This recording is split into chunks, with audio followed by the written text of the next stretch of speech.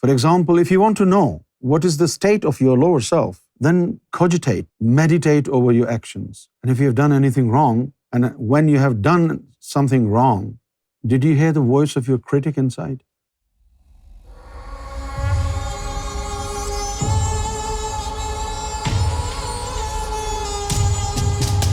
Some people purify their lower self, and as a result of this carnal purification, they're able to ward off all the mischief that is generated by the lower self, and they are, so to speak, protected against any mischief that is usually inducted in the human heart by the lower self in form of evil whispers.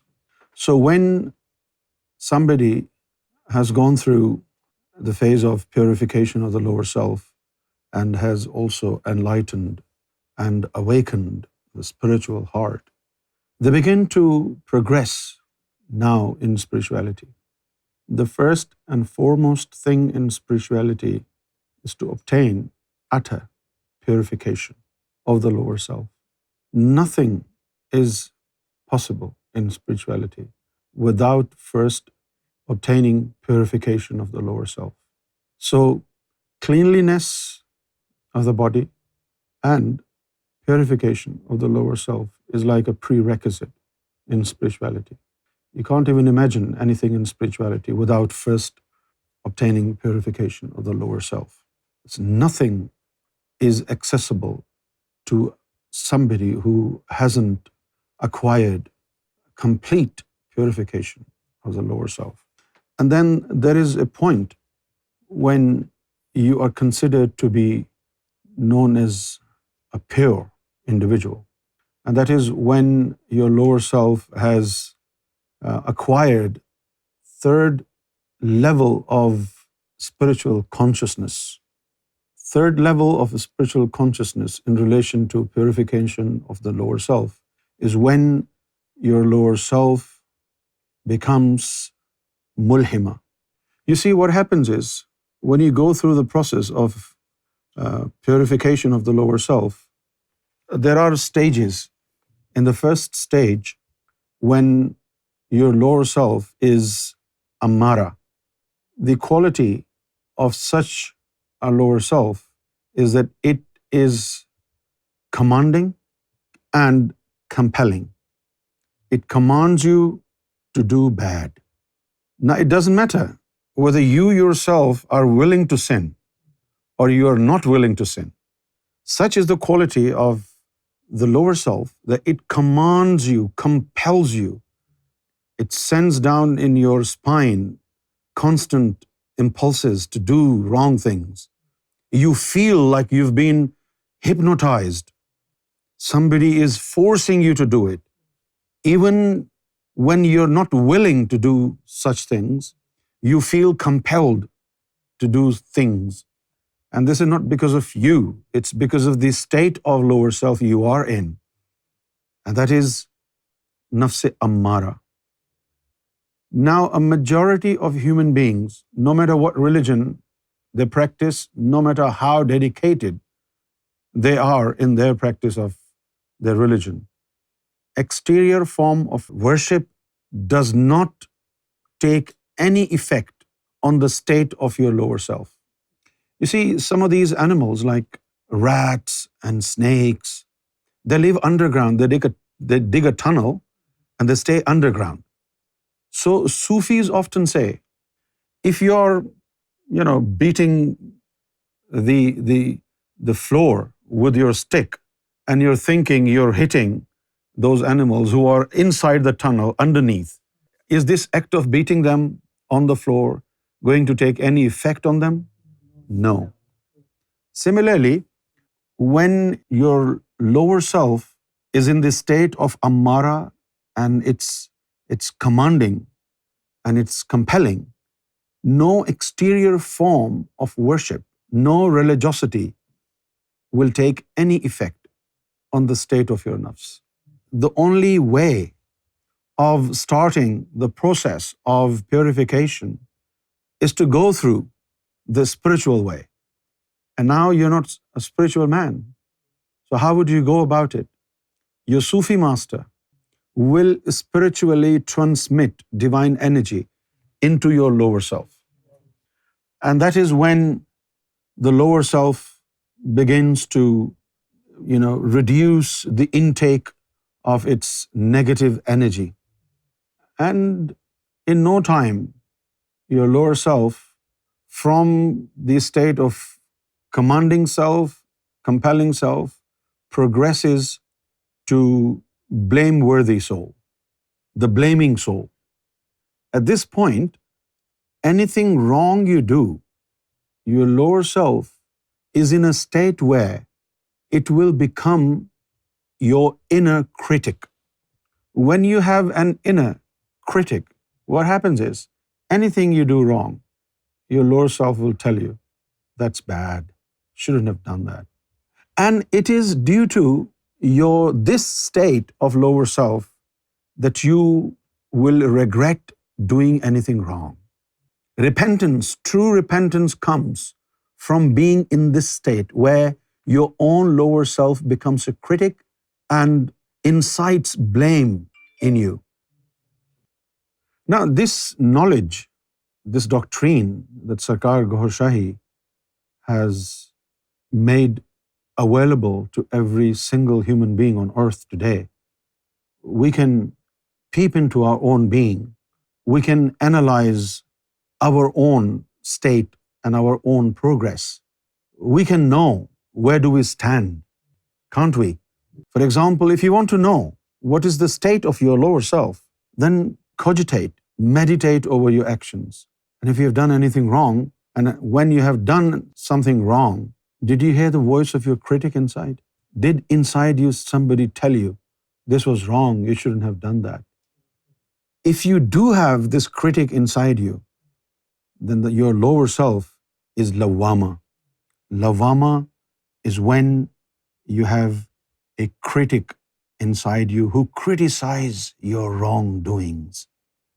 When you have this inbuilt critic inside you who makes you feel remorse. In our civil law and civil system, people give you guilt trip so that you can feel remorse.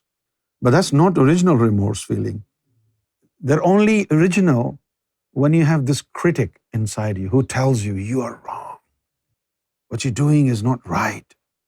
So this is transformation, isn't it? So first, your lower self was in a state where it would rejoice hurting others and hating others, would rejoice in pestering people, and would rejoice seeing people in pain. But then as your spirituality, your progress starts to kick off, and you're under auspicious supervision of a Sufi master, and from commanding self, you find yourself accountable to your own inner critic. So that's a very considerable spiritual progress, isn't it? If you have experienced that you did something wrong, and somebody inside you told you it was wrong, you shouldn't have done that, I'm telling you, God has accepted you in spirituality. Because those hellbound souls would never feel remorse. The hellbound souls that God doesn't like would never, ever have this state of the lower self.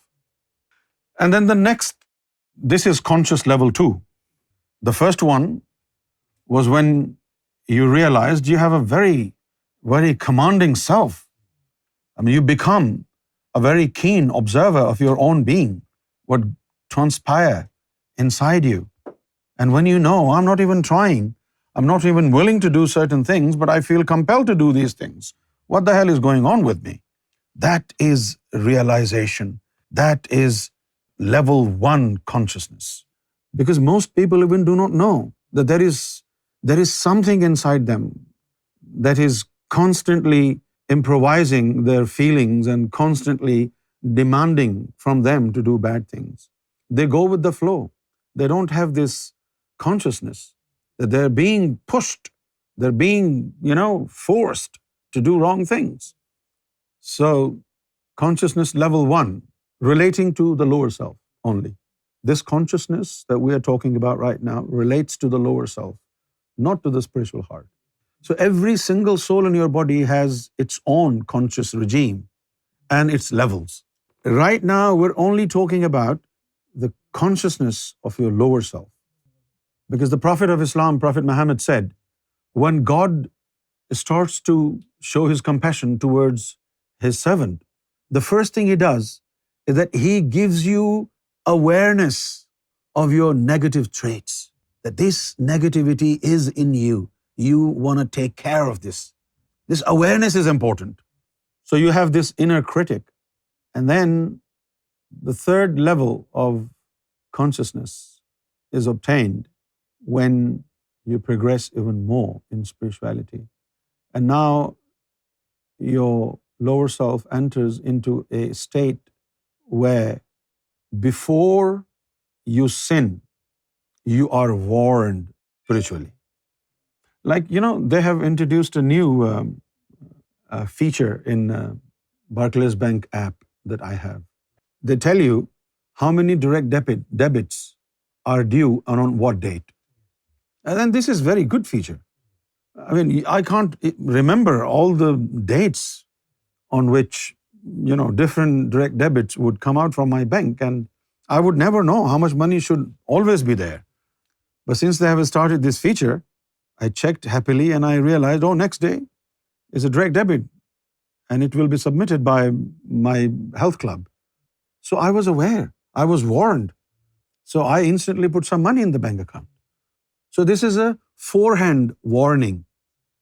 So when your nafs progresses in spirituality from being a critic, now it will progress into a state where you will be warned in advance that you may likely be committing this sin. So be warned. Don't do it. Now, you're about to do something wrong, but before you do that something wrong, you are warned. You are foretold. Your heart prophesizes your immediate future. And this is how you stop sinning. This is a wonderful state, isn't it? It will help us a lot. Like when your direct debit is due, you can always put in some money so the direct debit is not missed. Similarly, if a notification from God arrives on your heart, be careful, your nafs is about to do this mischief, be careful. Or a notification comes, somebody is trying to frame you, and you become aware of this. This is a state in which your nafs is notified, is warned by either your spiritual master or God. Now, when you arrive at this state of your lower self, now this state is considered to be a purified lower self. Why is it purified? Because you will never go wrong now. If you're about to go wrong, you will be notified and you won't be able to do it. So now you're purified. Once you are at this state, your progression in spirituality is very, very fast. In no time. Supersonic speed. Now, just imagine, give you an example. Some people are dancing and, they're boozing and everything. And the two individuals are standing there. One of the individual is in the state of lavama, the lower self who criticize you once you have done something wrong, and the other one is in the state of inspiration where he will be forewarned, and both are standing there, and there is a Brazilian sort of dance going on in the streets, and the guy with the critic, nafs lavama, he says, I should leave before I, become involved in any sin. And the other one says, no, I'm not leaving. If anything is about to go wrong, I'll be notified. So the one who has conscious level of nafs 2, in which he will only regret after he has done something wrong, but he is not notified. No inspiration comes to him forewarning him that something bad is about to happen. So he has all the fears in his heart. Maybe I will do something wrong, I should go.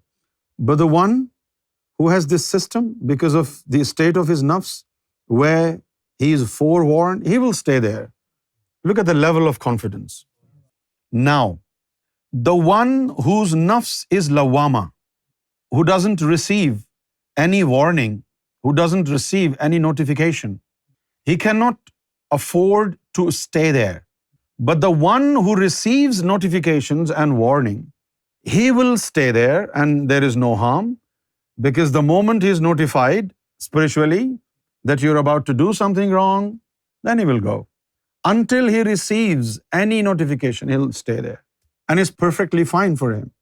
But the one who doesn't have this state of nafs cannot afford to stay close to a place where there are sinning.